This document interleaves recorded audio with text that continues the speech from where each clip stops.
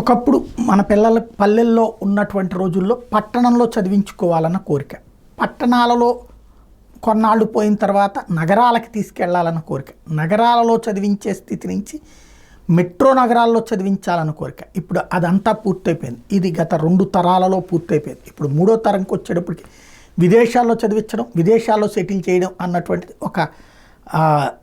దాన్ని ఒక గొప్పగా భావిస్తున్నటువంటి రోజులు.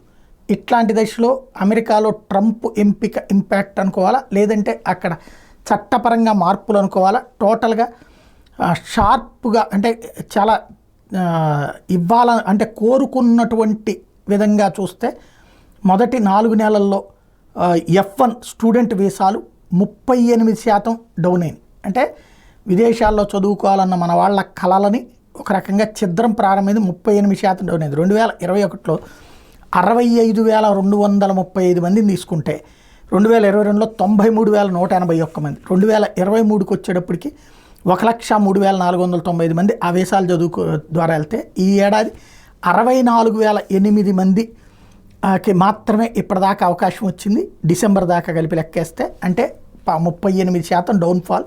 ఓవరాల్గా అమెరికాకి వెళ్ళాలనుకుంటున్నటువంటి వాళ్ళ కళలు దెబ్బతిన్నట్టు కనబడుతుంది.